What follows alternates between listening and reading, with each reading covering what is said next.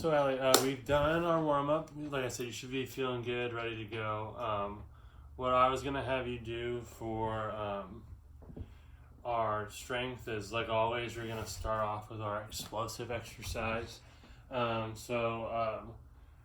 know they're not your favorite, but like you keep getting better at them. So we did kind of our like Olympic lift explosive exercise with our clean on Monday. So I would like to go to a jump if you're all right with it. We're gonna do those speed skaters. We've done them a lot now, so like they should be pretty familiar to you. What you're gonna do is you're gonna bring your left foot up. Get myself in the camera a little bit better. So you're gonna bring your left foot up, hinge your hips back, and then you're gonna bound to the left, back to the right. But like you're not shifting weight or shifting weight or moving to the other leg until you have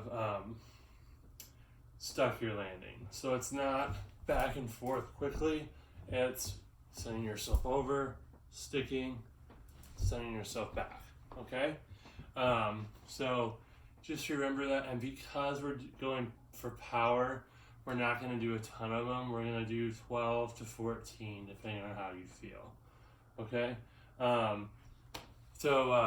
We'll try the reps this first video.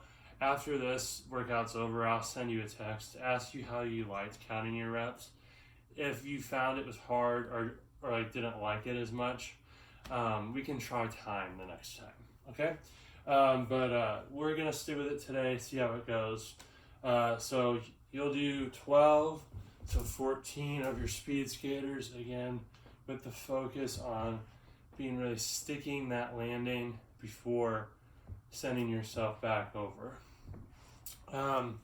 So that's your explosive exercise. That one will always start at the top, and we'll go from there, okay?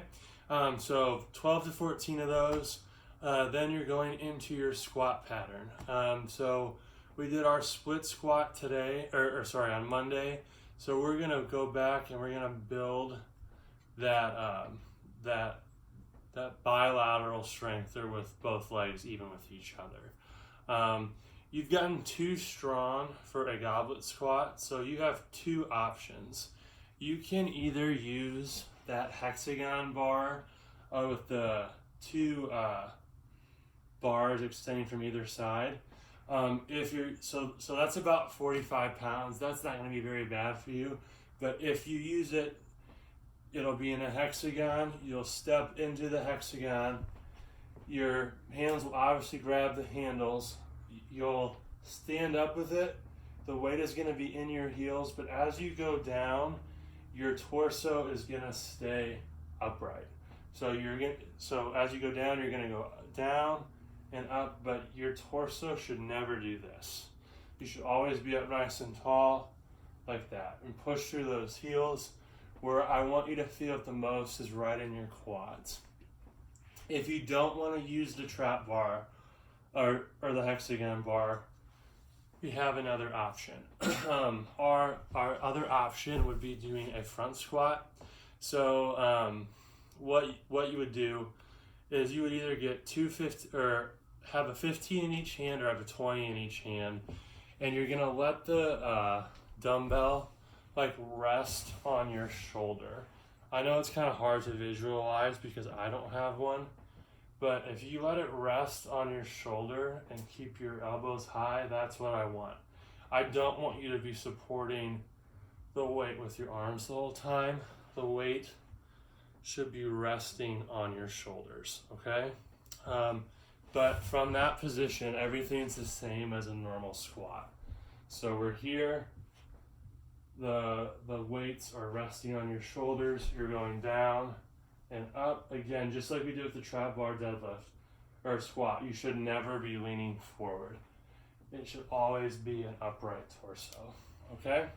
So again, you've got two choices for that.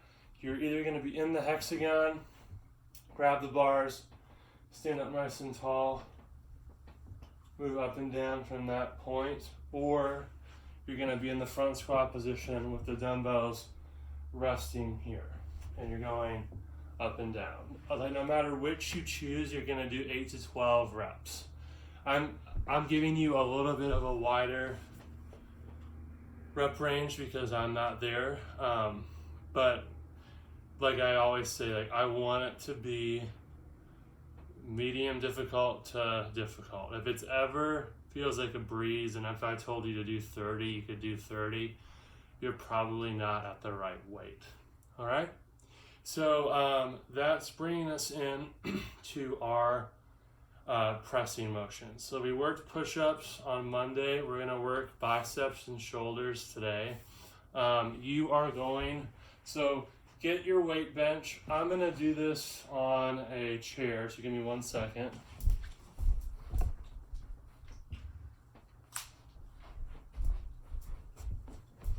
All right, so I'm doing this on a chair. You'll do it on a weight bench, but you're going to bring 1 foot up. It does not matter what foot you use. Sorry, having some trouble with the camera angle. So it doesn't matter what foot you use. You're going to either have 10s or 15s, 1 in each hand. You're standing nice and tall. You're curling to your shoulders, pressing above your head. Back down. All right? Curl. And down. All right? And again, 8 to 12. And just remember, like the reason that we have the leg on a raised surface is I don't want you to be able to cheat. I don't want you to be able to push with your hips. With the foot on the raised surface, it's keeping you honest. All right? So 8 to 12 with 1 foot elevated, bicep curl to press. 8 to 12 on each round with 10s or 15-pound weights. All right. The next one that we're moving to is your pattern or your hip hinge pattern for glutes, hips, and hamstrings. What I was going to have you do today, I was going to let you kind of pick which variation you enjoyed more. It's the same exercise, but just a different modality of how the weight is applied. Your first option is to use the kettlebell, and we're going to do a single leg deadlift, which you've done before. I think when you use the kettlebell, you feel more comfortable holding it with both hands. So if you've got the kettlebell, so pretend I have a kettlebell, it's against my body, my shoulders are back, they're tight. I am going to start on my right leg, so weight's in my right heel, left knee is bent.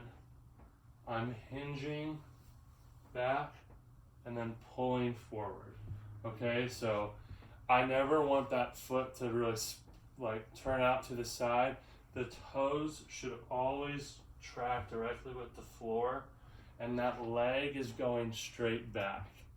Your back is staying flat, so if my hand is your body, you're folding over like that and then coming back up.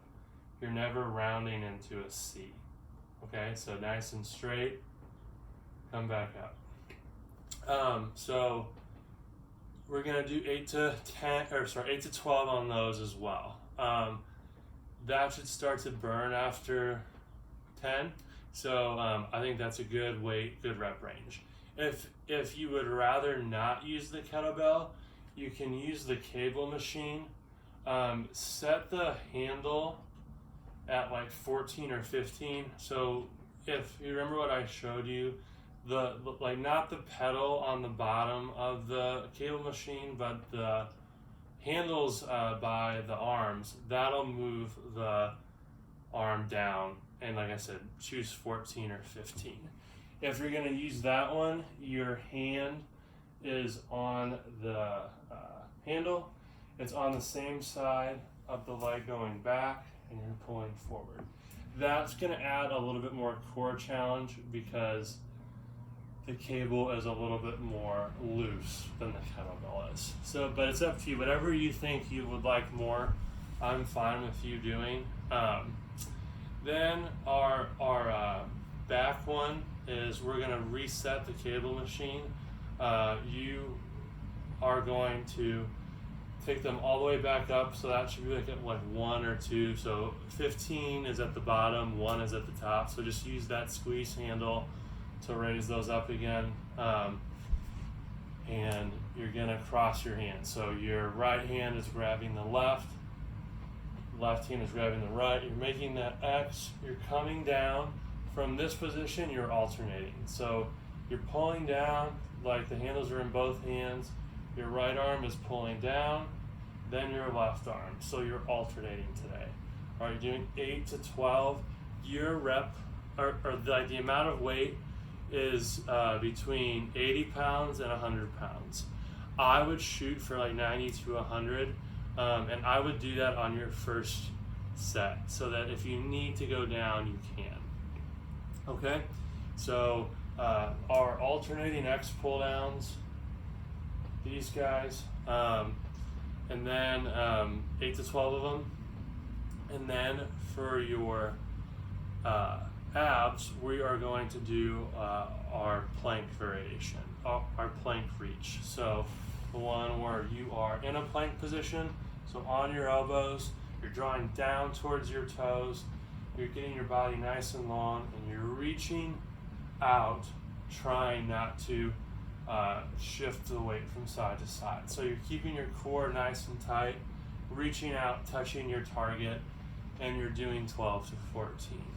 And if that doesn't make sense, if you wanted, you could call or text me, and I would answer that question for you. And then for your cardio, we're gonna go to the treadmill again. I know we tried the treadmill on Monday, but since Claire was down, it didn't work. You were doing really well with that on Monday, so we're gonna keep the incline at 7. We're gonna keep the speed at 8, and we're gonna shoot for 30 seconds. But just like when I'm there, like if you ever feel like you're overwhelmed by the speed, you can cut it down. So shoot for 30 seconds, and if you feel uncomfortable, you can always take it down, but I'm pretty confident in it that like you've got no problem. All right, so just a quick recap on the circuit.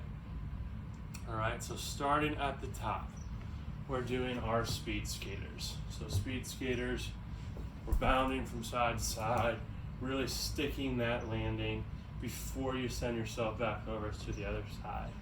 That'll be about 12 to 14, or that will be 12 to 14 total.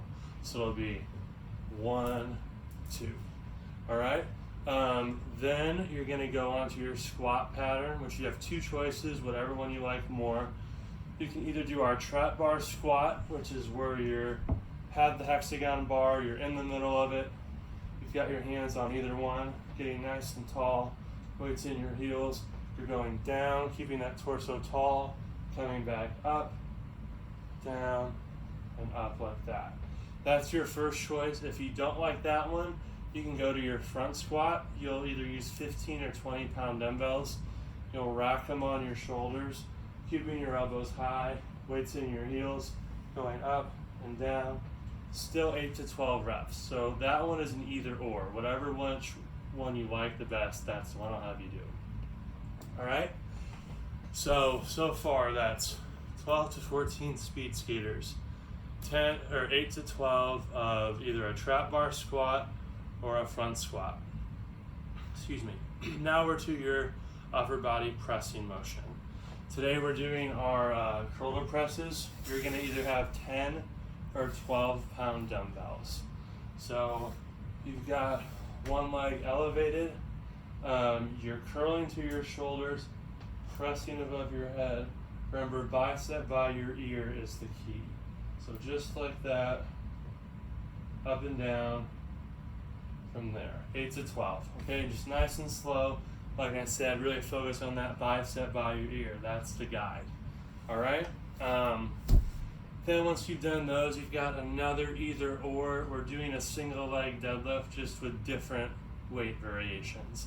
So your first choice is either with a kettlebell. You're holding the kettlebell with both hands.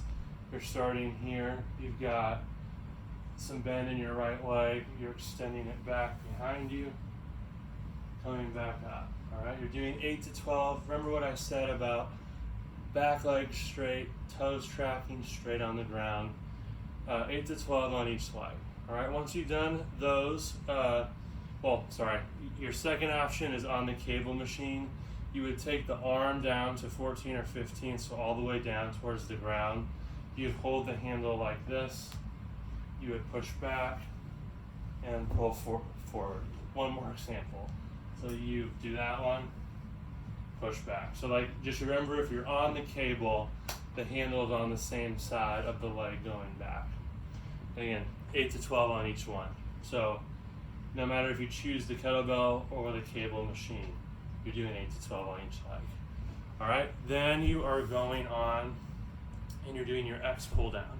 So if you've used a cable machine, you're taking the arms all the way back up.